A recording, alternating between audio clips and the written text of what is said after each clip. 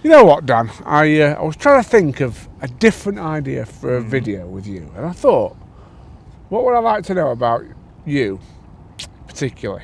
And I know you've always had, I mean, I've known you a long time now, you've always had a fascination for fishing tackle, and in particular, obscure things, like you've always loved quirky little things, and so I want to ask you today to tell me your top 3 favourite fishing tackle items, and I'll do the same. So what's your third choice, first of all? We'll do it in ascending order. Oh, right. I'm going to go for, how about a disgorger? As bland and as boring as you can get, you'd have thought, but have you ever seen one like that? No, I haven't. A carbon stem.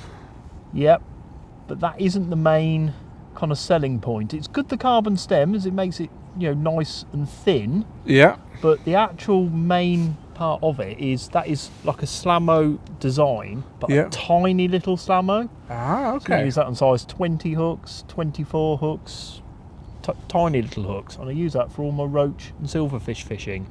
It's far better than like a standard disgorger. I'll bet. And I noticed it's got a bit of elastic and a cord on it. Are you one of these who wears it around your neck then, are you? Yeah, it goes round my neck the entire time whilst I'm fishing. So every fish that you swing in, you've got it here. Yeah. The disgorger's there, unhook, away you go. None of this reaching in for a draw or anything like that, or behind the ear or you take your hat off and you constantly lose it. It's just there all the time. Where I particularly love this is on venues where you're looking for hundreds of fish, the Fenland drains, places like that. Anywhere you hook it on, just pop fish straight out, the hook comes straight out. Absolutely fantastic, especially those real kind of difficult hooks. Yeah, and I don't know why nobody else does a slammo disgorger that small. It's a brilliant. If I could get one, I'd buy one. You've sold it to me, pal. If you were a census salesman, you'd have just made a sale.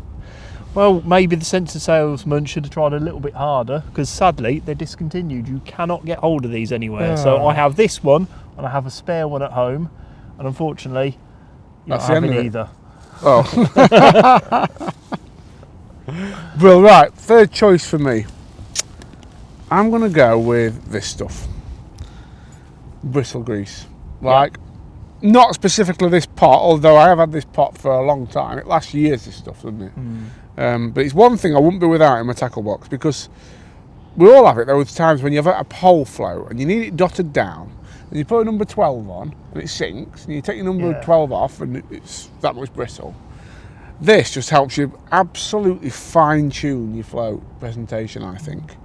So, and as I said, I was meaning this generically, but this tub has lasted me probably 5 years. I don't know, I've only had about 3 of these in my entire life. They do last a long time, don't they? Yeah, I think that's where Preston are really stuffed up with that. They've made the tubs far too big. Everyone I know has had their tubs donkey's years. They must sell so few of them because it just lasts forever. It does, doesn't it? So that's my number 3. What's your number 2? Number 2, right. Another census product, interestingly enough. It's actually a side tray, a little tiny one, with a hood. Oh, okay. As I say, it started off as almost like a bait waiter that screws on, but then I've actually adapted it to put this extra. Is that one of the there, so Alan Lockwood arms? That is it. Oh no, that was an arm off a trolley, like a GT angling products trolley that I cut off to rivet onto that. So what I love about this so much is, obviously, when you've got rain and sun on your bait, everyone's used to use bait umbrellas, which they're cumbersome, they get in the way. But now everyone has a great big side tray. Yeah, Feedland one with a big canopy, Feedland one, fantastic large one. Preston do their hooded side trays. Personally, on my left-hand side, which is where my bait goes, I can't stand the hood there in the way. It gets in the way of my top kits, and it gets in the way of my landing net. I'm always bashing it. Like, if you've seen the pictures of the England feeder team when they're out, they've all got the landing nets kind of up there somewhere on top of their bait umbrellas because the things are in the way. So the way I get round it, I've still got a big side tray on my left-hand side.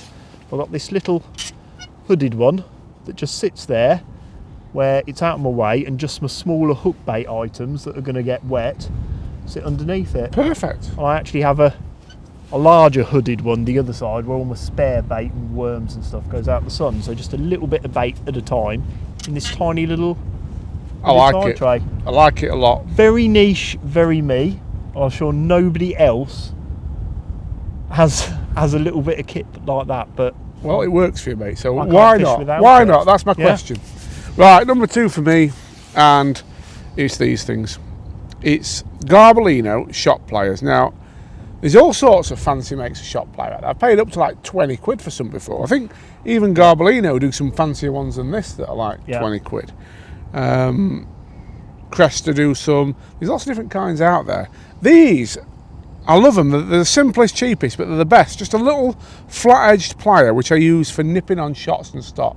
yeah. So now, I hear no end of people moan, Dan, about Balabini shot. They say they can't move them on the line and stuff like that. I have no problem moving Balabini up and down the line. I use 013 power line for pretty much all my silverfish rigs. Put Balabini shot on with a pair of these, and you can move it where you want. It stays exactly where you want it all day. It never comes off. These are a license to trouble-free silverfish fishing, I think. Put your shot on with these. You can use hard shot, still slide them up and down. Perfect. Do you think it's the fact that it's like a real even compression all the way across it? I think so. I remember years ago I got told off from Alan Scotthorne because he came behind me on a match and I was putting my shot on with forceps. He said, you don't want to do that, it crimps your line. And he's dead right. As soon as I started using a flat edge plier, even pressure, you can slide it up and down. Oh, fantastic. What's your number 1 then, pal? The time has come. The big reveal.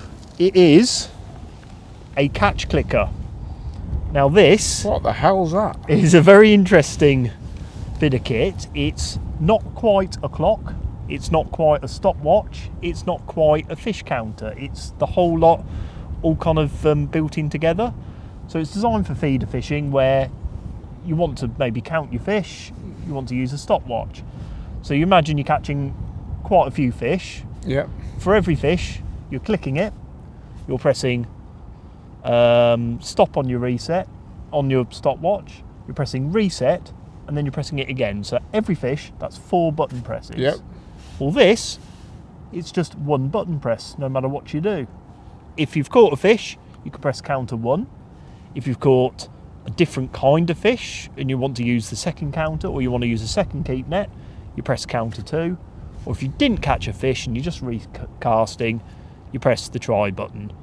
All 3 of those will reset your stopwatch, but at the same time, count your fish. For me, it's absolutely indispensable. It's a very I love damn it. Webb item, I want to say, Phil. I It can see is, why you love it it. is.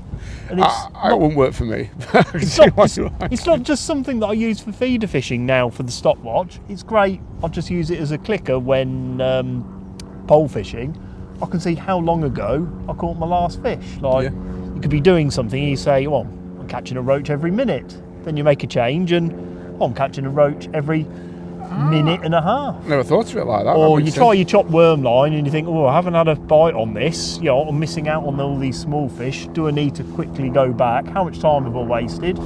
Well, a quick glance down and you think, well, I've only wasted 5 minutes. I can Helps you carry on manage your with my match. session. Makes total sense. And I don't need to consciously remember to reset the stopwatch because it's doing it automatically every time I catch a fish and click it and put it in my net. Brilliant. So Very smart love it. idea. Like it. So for my number 1, I'm going to be boring and predictable, I'm afraid, Paul.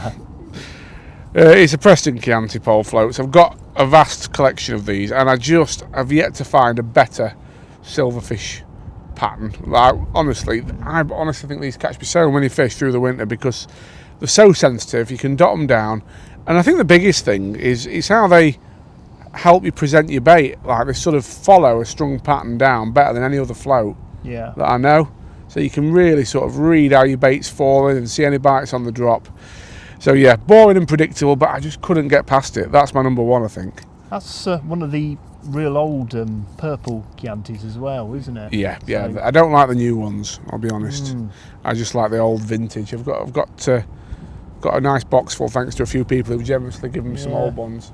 With the original cane tip on it as well, which it hasn't got a lot going for it in terms of visibility. They're a pain to see, but when you've got them in a position that you can actually see them. A cane tip, they sit so well in the water. They're so predictable. They're beautiful bristle to read. So No, I definitely. see why you love them so much. No, so there you are, folks. That's our top 3 tackle favourites. Let us know yours in the comments below.